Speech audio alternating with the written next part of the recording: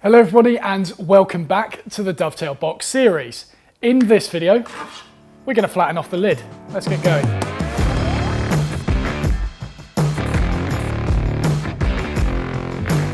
Okay, so I've already taken the lid out the clamps and my lord, have we got a bit of a challenge today. This is going to be the perfect example as to how to flatten and size this thing in order to be accurate. Look at this.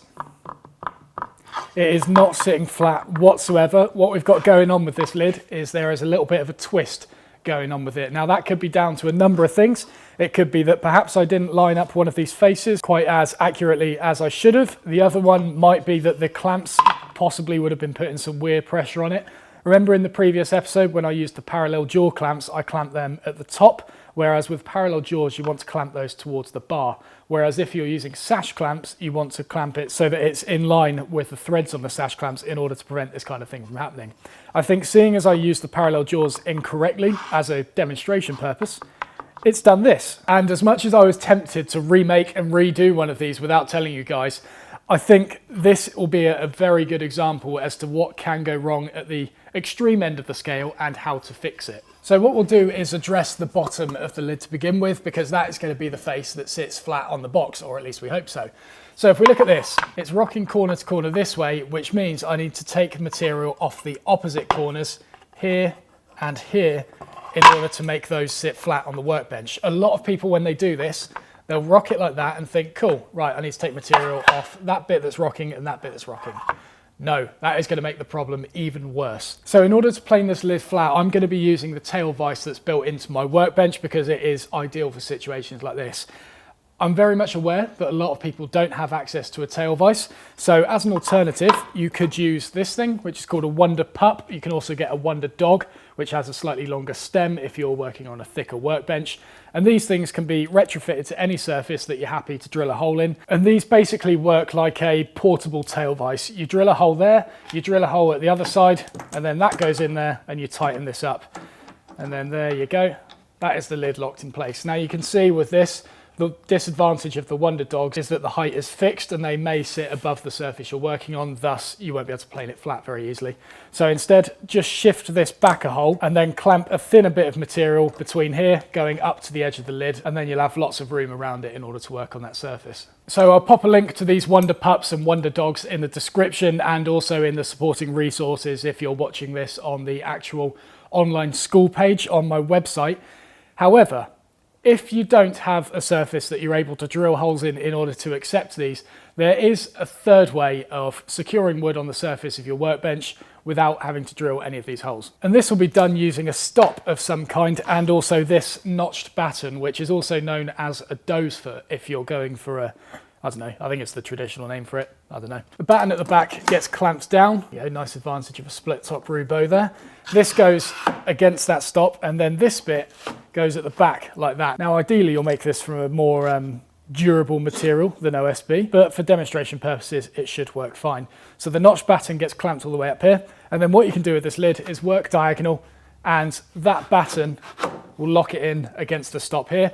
You can obviously flip it round and work that way if you need to, and you can also plane the opposite way into the batten if you need to. This is a really good method of work holding without having clamps restricting access to the areas that you need to work on. And of course, ideally, you would make these from a material that is thinner than the lid that you're going to be working on. But anyway, I'm spoiled, so I'm going to use the tail vise. So just to recap, rocking corner to corner, which means I need to remove material from this side and this side. So let's flip it over. And with this, I am going to work diagonally, corner to corner, and get rid of those high points. So I'm going for a very light cut when I'm doing this. And be aware when you're doing this, that if the plane stops cutting corner to corner, that means that what you've done is you've created a little dip. So you're going to have to work sideways, remove material from there, and then the other side, remove material from there, and then you should be able to take some from the middle again. And I'll finish up by doing a few long strokes. Okay, and let's check that. Still awful. Let's keep going.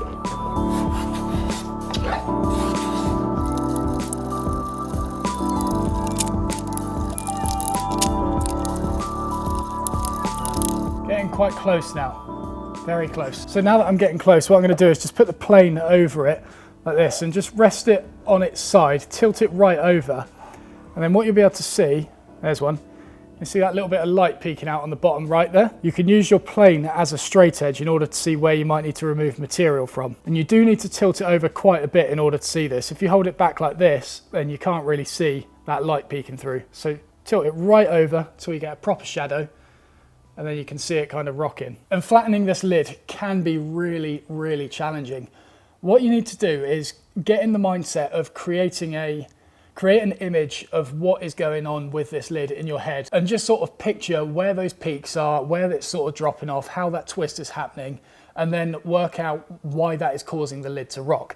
So at the moment, after checking this all over with a plane, I can see that what I've got is a pretty level surface going along here and along here. This whole area is pretty flat along the entire thing.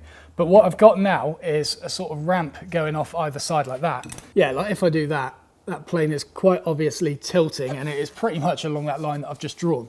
This one here, it's kind of dropping off a little bit further out like that. So what that means is when I flip this over and put it flat, if I put all my pressure in the middle, then this lid doesn't rock. It only rocks now if I push right out in the corners where it's slightly dropping off. If I'm pushing on the opposite side and it's within this area, it's pretty good.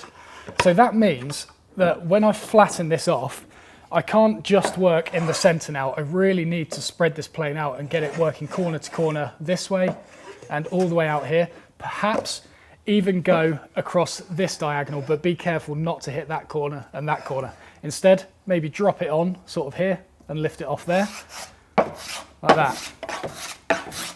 And just work on getting that sort of flat plateau off and then bring it down level with these two corners here. Now I will just stress, that is how I'm reading this lid in particular. The one that you do, the lid that you make, may be completely different to that. It's up to you to be able to read that using the edge of your plane, using a straight edge if you have it, and just work out where it's dropping off, where it's flat, and where you need to remove that material from. There isn't really a one-size-fits-all solution, unfortunately.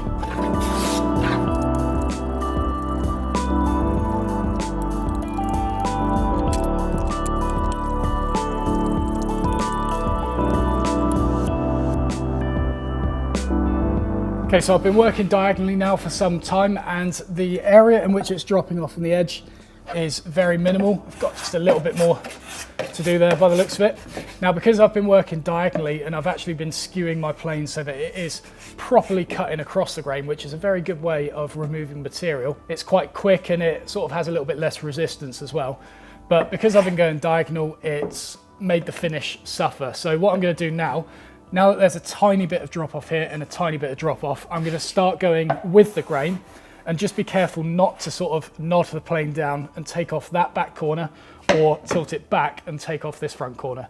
So as I'm going through like this, pressure all on top, and then as I get towards that area that's dropped off, sort of release the pressure on the front and let it level out the rest of it. There we go. So then on this back corner, lots of pressure on that, because that's still a high point technically, but being careful not to put too much pressure on this front corner.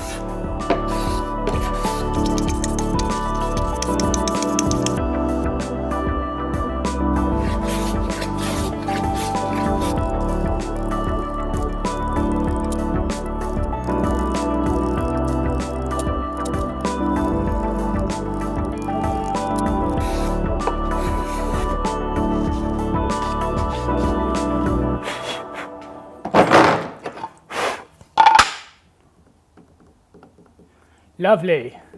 So as you can see, it's a fair bit of work to get to this stage of making the bottom of that flat. Just keep in mind what I said. Get a picture of what's happening with this board in your head. Is it flat on top? Is it dipping off at the sides? Okay, if I take material corner to corner, then that is actually going to be creating a trough, which means that actually it might make this side high and this side high. So then you might need to take a bit of material from here in order to make that drop down a bit more. There's so much that can go on with it, and having a mental picture of what can go on, I'm going to keep saying it, having a mental picture of what is going on here will really, really help you. The other thing is make sure you're taking fine shavings with it.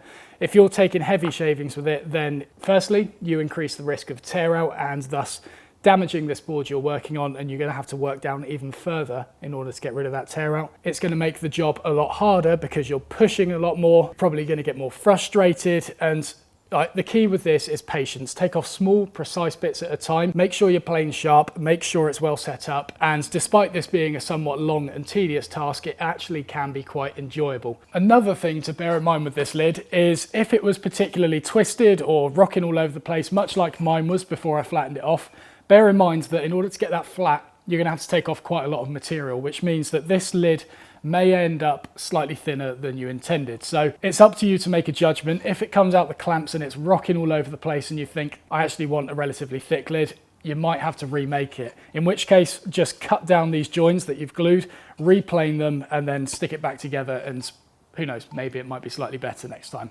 However, if you're not too worried about it rocking and you're happy to flatten it off and you know that it may be a little bit thin, then as you can see, it is totally possible to flatten it off and get rid of that twist.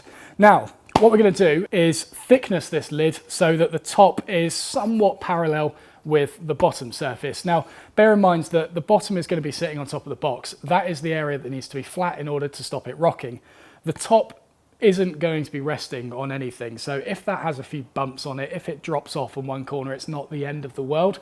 As long as it looks somewhat parallel along all of these edges, that's the main thing that we're going for with the thicknessing. So the thicknessing is somewhat of an easier stage. So in order to thickness the lid, you're going to need to get a marking gauge, and what you're going to have to do is find the thinnest part of the lid, referencing the marking gauge on this bottom flat surface. So find the thinnest part, which looks to be around sort of there, and I'm going to set it to just below that thickness. You can set it to be bang on if you want, but just below gives you a line to actually work to here. So I'll just double check it on all the other corners, make sure that is in fact the lowest point, which it is. So marking gauge is set to the thinnest section, and what I'm going to do is scratch this round all four sides, referencing the marking gauge off the bottom of the lid, across the end grain,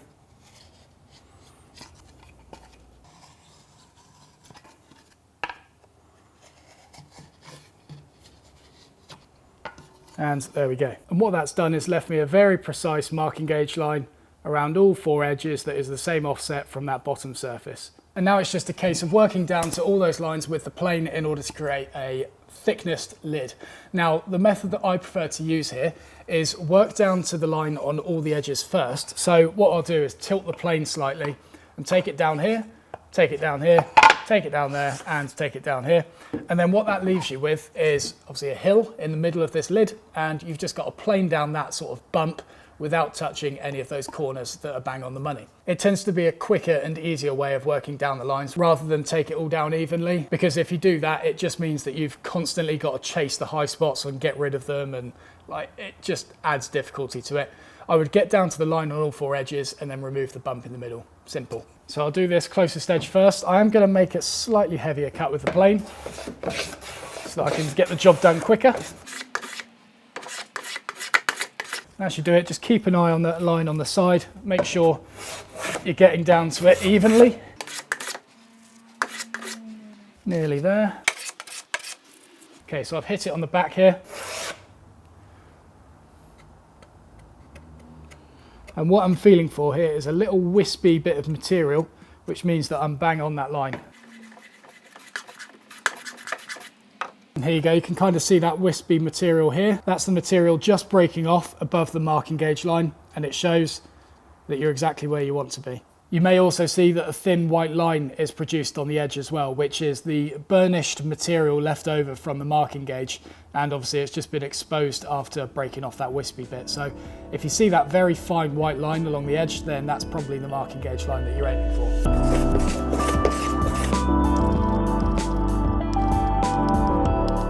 So now I'm going to be working on this front edge, and I don't really want to cause any tear out on here, so I'm going to angle the plane sort of off the edge of the material, so then the skewed cut kind of pushes the material off, and as it gets sloped down, I'm still working with the grain. If you slope it into the material like that, and eventually the plane starts tilting, which it will do as we work down to that line, you're sort of going against the fibers which are climbing down then, because you're planing up into them, and it might cause a little bit of tear out. So tilt it away from the surface And again, just looking to get down to that line.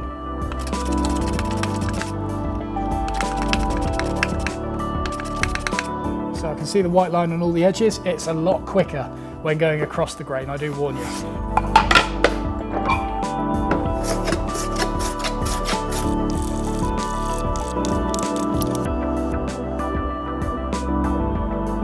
So you can see that what I've produced here is kind of a raised panel looking thing, but now all you got to do, clamp it in there, clamp it up, and just get rid of that material in the middle until it's at the same level as all of these outside edges.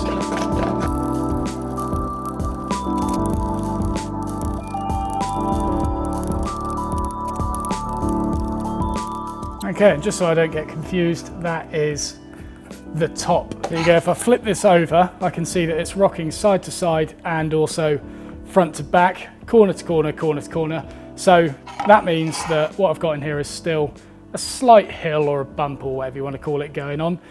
It's not the end of the world. As I said, with the top, nothing is sitting on there, so you don't need to get it perfectly flat. But of course, if that bugs you, then you can just quickly skim over this sort of middle surface a bit, get rid of that bump and get it so all of these corners are sitting nice and flat. I'm going to do it just a little bit more, but I'm not going to get too anal about it.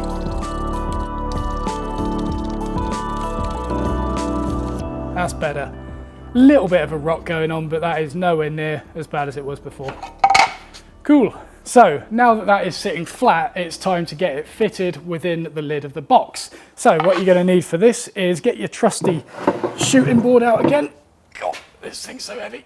You're going to need your shooting board for this. So before we start just going ahead and shooting this down to size, what we're going to need to do is find an edge that we want to be the reference, and ideally that will be an edge that isn't rocking, sitting nice and flat, and will be a good surface to put against that fence. And it's looking like that edge is pretty good.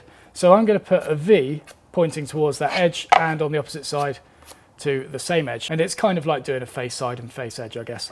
Now with this, really important that that V is always pressed against the fence. If you flip it over and have the opposite face against the fence, then you risk cutting the lid to something of this sort of shape. If I have that as my V side and then this is my V side, should we say the face edge, whatever. If you plane this edge with the V up against the fence, you're going to get that nice and square. And if we check that, ignore the splintering, that'd be lovely. But then if you flip it around like this and do that other edge, yep, you're going to get that nice and square. But as you can see, it's not pressing against the V edge. Thus, it's still square, but you've got that sort of shape going on. However, if I was to reference off that V, so this was the original one I did, like that, and get this edge nice and square, flip it over, so then the V is still pressing against the fence, you can see that it's then going to square off this edge. I'm not going to take off that much material because I can't be bothered, but there we go, it's going to square off that, which will mean that these two edges are now parallel, and then we can set a marking gauge or something to reference on this edge and draw a parallel line all the way along, and therefore give us some sort of rectangle thing going on, rather than this, I don't even know what that shape's called. Now obviously this is a very exaggerated view, but it's something worth keeping in mind when making this lid. You want to make sure that it's nice and square and parallel. So I'm going to flush down this edge so that it's nice and square.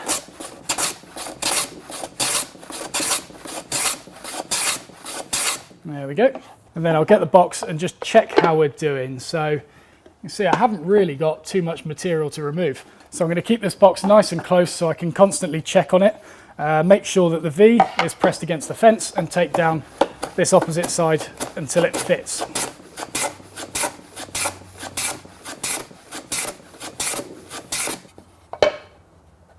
Very nearly there.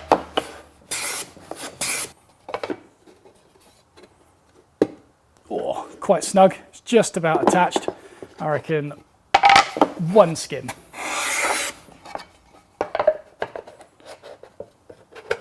Oh, very close.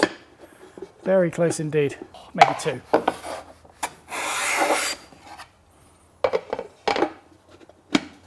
Oh, not bad. Not bad. And it's important that you get that nice and snug in there, because this is now going to be your reference as to where to cut down this excess material in order to make that flush with the edge of the box. Firstly, I'm just going to double check if it fits better one way more than the other.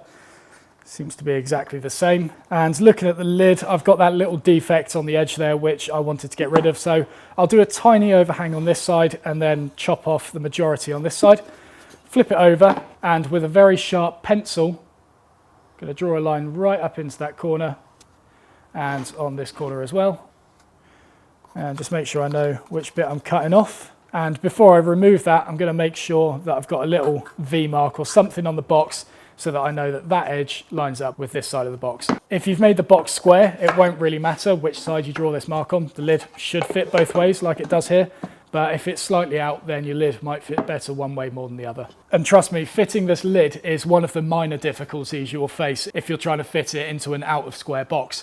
You wait until you move on to the miters later in the project. That's where it becomes difficult. So if you're watching this entire project ahead of time before actually making it, please ensure that you've made that box square. It will help you out so much.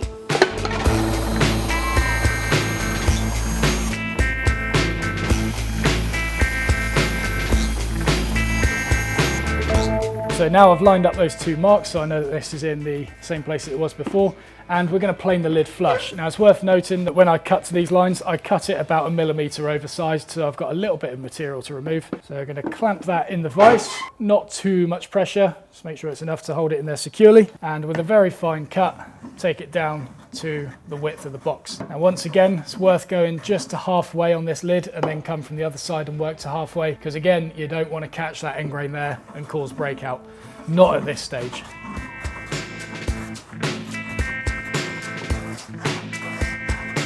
When flipping it over, be careful not to let that move on the bottom. So if it slips down, then you're probably going to make this lid too small.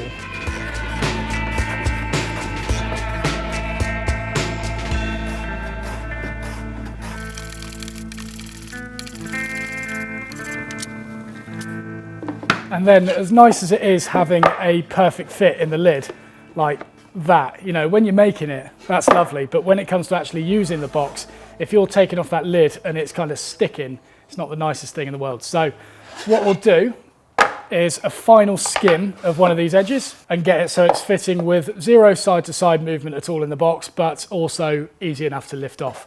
So still got the V there, push that against the fence. Let's take one skim, see what that does. Yeah, a bit more. Nope.